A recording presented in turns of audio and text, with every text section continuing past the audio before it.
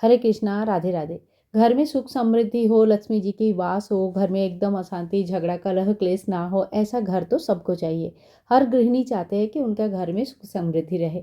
तो आज मैं नित्य पूजा यानी कि डेली जो हम पूजा पाठ करते हैं, उसके कुछ 10 बातें ऐसे बताऊंगी। हो सकता है कि आपको सभी बातें पता है, लेकिन फिर भी एक रिमाइंडर हो जाता है तो हमें थोड़ा सा ईजी हो जाता है।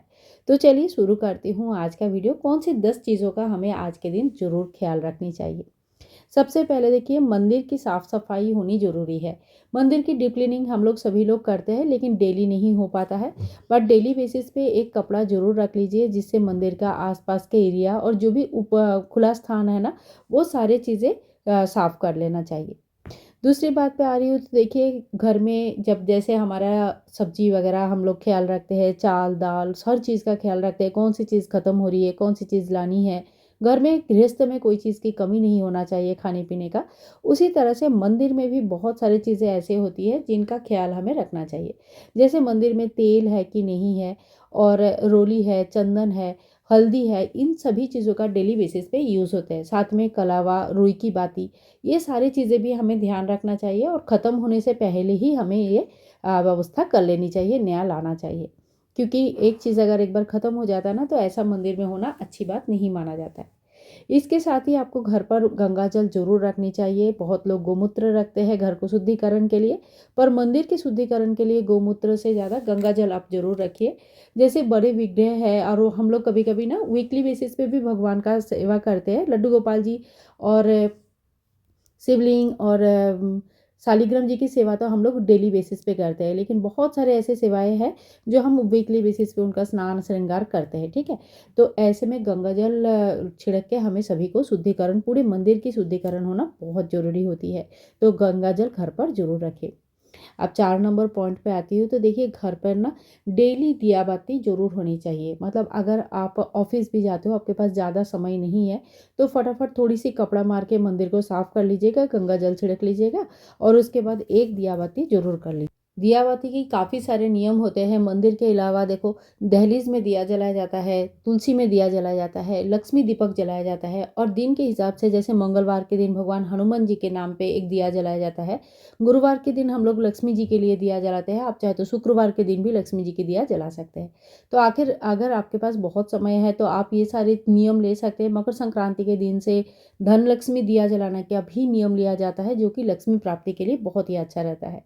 लेकिन अगर इतना कुछ नहीं भी कर सकते हैं, तो अपने घर के मंदिर में एक दीपक डेली जरूर जलाना चाहिए। अब आती हूँ नेक्स्ट पॉइंट पे, यानी कि 5 नंबर पॉइंट पे। तो देखिए, ये जो साल है ये रवि का साल है, यानी कि सूर्य का साल है। तो सूर्य हमें मान सम्मान बहुत कुछ देते हैं, ग्रह का राजा है। तो सूर्य प्रणाम आप जरूर करें। सूर्य प्रणाम अगर पूरा नहीं कर पाते हैं सुबह सुबह, तो सूर्य को जल जरूर चढ़ाना चाहिए। एक छोटी सी लोटा आप ले लीजिए, इसमें थोड़ी सी रोली और थोड़ा सा लाल फूल डाल के भगवान सूर्य नारायण को देखते हुए उनको जल चढ़ा दीजिएगा। इसके बाद देखिए, 6 नंबर पॉइंट पे आती हूँ तो ये है कि घर में हमारा बहुत सारे देव वृक्ष होते हैं, और समय समय पर हम इनकी पूजन करते हैं। लेकिन ये ना देव वृक्ष अगर आपके घर पर है, तो आप हर दिन सुबह उनको जल जरूर चढ़ाइए। थोड़ी थोड़ी एक एक बूंद करके भी जल जरूर चढ़ाइएगा।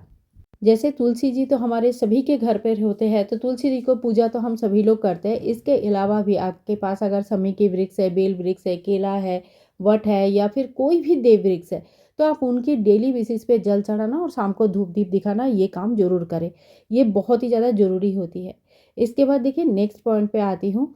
तो मंदिर में एक लोटा जल हमें जरूर रखनी चाहिए। कभी भी कहीं पे भी जल की अभाव नहीं होता है, जल ही जीवन होता है। और मंदिर के जो जल है, ये घर की सभी प्रकार का नेगेटिव ऊर्जा को खत्म कर देती है, मतलब नाश कर देते हैं। तो मंदिर में एक लोटा जल आप जरूर रखिएगा। इसके साथ ही नेक्स्ट पॉइंट पे आती हूँ तो देखिए, मंदिर में कभी भी मंदिर को उपवास नहीं रखना चाहिए। यानी कि मंदिर को एकदम से कोई भी भोग नहीं लगाया, बिल्कुल टाइम नहीं मिला तो हमने एक दिया जला के चली गई, तो ऐसा मत कीजिएगा। फल वगैरह घर पे रखिए। सुबह सुबह बहुत लोगों के पास टाइम नहीं होता है अलग से भोग बनाने का, तो अगर ऐसा नहीं भी टाइम मिल रहा है तो कोई बात नहीं, फल वगैरह रखिए। फल खाना और भगवान को भोग लगाना दोनों ही बहुत अच्छे रहते हैं, और थोड़ा सा प्रसाद जो है ना, बच्चे भी खा लेते हैं। और जो भोग हम चढ़ाते हैं ना, ये हमें घर के बच्चों को, घर के मेंबर को जरूर देना चाहिए। अकेले नहीं खाना चाहिए, सभी को मिल बांट के खाना चाहिए। तो आप मिठाई लड्डू वगैरह बना कर रख सकते हैं। या तो फिर अगर समय है तो भगवान जी को आप अन्न का भोग भी लगा सकते हैं। भोग क्या लगाएंगे, कैसे लगाएंगे, बिल्कुल आपके जीवन शैली, आपके समय, आप कितना कर पाते हैं इसके ऊपर डिपेंड करता है। लेकिन ये है कि कुछ ना कुछ व्यवस्था जरूर करके रखें ताकि मंदिर उपवास ना रहे। डेली भोग की व्यवस्था हमें जरूर करनी चाहिए। इसके बाद देखिए मैंने यहाँ पे भोग लगाने जा रही थी तो एक एप्पल ना पूरा ख़राब निकला, आप लोगों को दिखाया पूरा। एक नहीं, मैंने 4 एप्पल था तो चारों में से 3 एप्पल ख़राब निकला और 1 एप्पल ठीक निकला, उसी का मैं भोग लगा रही हूँ। ठीक है, अगर आप भोग इस तरह से काट के लगाते हैं ना तो ज़्यादा देर भोग को इस तरह से भगवान के सामने मत रखने दीजिए। बस 2-4 मिनट 5 मिनट बाद ही भोग को यहाँ से हटा दीजिए, नहीं तो मक्खी वगैरह होता है। और हमारे सामने भी जैसा झूठा थाली रहता है तो हमें अच्छा लगता है क्या? नहीं लगता है ना। तो इसी तरह से भगवान के सामने भी ज़्यादा देर तक भोग नहीं रखा रहता है। तो लेकिन कोई ड्राई फ्रूट्स की अगर भोग लगाते हैं, रामदाना या बतासा वगैरह, ये आप ज़्यादा देर तक रख सकते हैं। क्योंकि मंदिर भगवान लड्डू गोपाल जी यहाँ पे है तो उनको भूख लगती है, तो उनके नाम पे टिफ़िन में थोड़ी सी सूखा ड्राई फ्रूट्स जो होते हैं ये सारे भोग आप लगा सकते हैं। देखिए पूजा पाठ ना बहुत सारे भाव का होता है, तो आपके यहाँ पे जैसे समय है, जैसे भाव है, उस तरह से आप पूजा पाठ कर सकते हैं। भोग का भी काफ़ी सारे नियम होता है, इतने सारे नियम गृहस्थ में हम लोग नहीं कर पाते, लेकिन अगर आप कर पाते हैं तो देखिए 5 जगह पे भोग लगाया जाता है।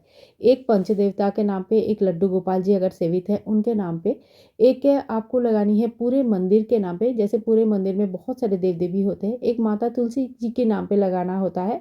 और अगर आपके गुरुदेव है तो उनके नाम पे भी एक भोग चढ़ता है। यानी कि कम से कम 5 जगह पे भोग आप लगा सकते हैं। ठीक है, तो इस तरह से हमें भोग लगानी है। और इसके बाद जो नेक्स्ट पॉइंट है, यानी कि जो 9 नंबर पॉइंट है ना, उसमें हमें भगवान की आरती करनी चाहिए। आरती सुबह और शाम दोनों टाइम होता है। जैसे सुबेरे का पूजा हो गया, पाठ हो गया, और उसके बाद हम आरती करेंगे। आरती नॉर्मली लास्ट में किया जाता है, तो कोई कोई लेकिन समय नहीं होता है तो आरती कर लेते हैं, और बाद में जैसे बच्चे स्कूल चले गए या हस्बैंड ऑफिस चले गए तो घर थोड़ा सा खाली हो गया, तो उसके बाद पाठ या माला जप का नियम लेते हैं। क्योंकि पाठ करने में, माला जप करने में थोड़ी सी हमें टाइम लगता है। ठीक है, तो इसके बाद देखिए हम लोग आरती करेंगे। आरती में हमें धूप दीप दिखाने हैं, अलग से कपूर की आरती कर सकते हैं। शाम के टाइम पे धूना दे सकते हैं। धूना देने से घर की नज़र भी उतरते हैं। जल्दी ही आप लोगों के साथ वो वीडियो भी शेयर करूँगी कि घर की नज़र कैसे उतारा जाता है और धूना कैसे दिया जाता है। ठीक है, तो मैं वो वीडियो भी बहुत जल्दी शेयर करूँगी। तो इस तरह से हमें सुबह शाम आरती करनी चाहिए। और अगर आपके पास सुबेरे समय नहीं हो रहा है तो कोई बात नहीं, आप शाम के टाइम पे भी आरती कर सकते हैं। जैसे सुबेरे दिया जला दिया और शाम को जैसे ऑफिस से वापस आए तो हाथ पैर धोया, कपड़ा वपड़ा चेंज कर लिया। बाहर के कपड़े से कभी पूजन नहीं किया जाना, मतलब पूजा नहीं करना चाहिए। और उसके बाद आरती कर लिया, भगवान को थोड़ा दूध का भोग लगा दिया। ठीक है, तो इस तरह से हमें भगवान मूर्ति, मतलब घर में जो मंदिर है उनकी ख्याल रखना चाहिए। और लास्ट में आती हूँ, देखिए दिन का एक पाठ हमें करनी चाहिए। अब ये ज़रूरी अब नहीं है कि आप मंदिर के सामने बैठ के पाठ करें। पहले जब मैं मुंबई में थी और वहाँ पे मैं जॉब कर रही थी ना, तो मैंने देखा था कि लोकल ट्रेन में बैठ के हनुमान चालीसा, दुर्गा चालीसा, जो लेडीज़ जाते हैं ना, लेडीज़ कंपार्टमेंट में फर्स्ट क्लास में मैं जाती थी ऑफिस, तो वहाँ पे सब बैठ के आराम से हनुमान चालीसा पढ़ते थे, माला जप करते थे।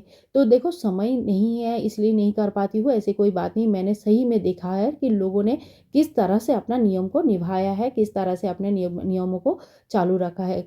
एक साथ गृहस्थ भी किया है, पढ़ाई भी किया है, ऑफिस भी किया है और पूजा पाठ का नियम भी लिया है। तो आप अगर चाहते हो तो क्या नहीं कर सकते। तो एक पाठ का नियम ज़रूर लीजिएगा, एक पाठ करने से मन की शुद्धिकरण हो जाता है। तो आज ये 10 पॉइंट मैं आप लोगों के साथ शेयर किया है, आशा करती हूँ आप लोगों के लिए हेल्पफुल रहेगा। अच्छा लगे तो प्लीज़ लाइक कीजिएगा, शेयर कीजिएगा और चैनल को सब्सक्राइब करके रखिए। मिलूंगी नेक्स्ट वीडियो में, तब तक के लिए सभी को हरे कृष्णा, राधे राधे। और इनमें से आप एक्स्ट्रा कुछ जानते हैं तो मुझे ज़रूर कमेंट करके बताना। मुझे भी आप लोगों से सीखने के लिए बहुत अच्छा लगता है। कुछ चीज़ें सीखते हैं तो हमें भी एक दूसरे की हेल्प करनी चाहिए। गृहिणियों के पास बहुत सारे काम होते हैं, लेकिन इन सभी कामों के बीच अपना ख्याल रखना भी बहुत ज़रूरी होती है। बाय बाय दोस्तों, टेक केयर। मिलूंगी नेक्स्ट ब्लॉग में।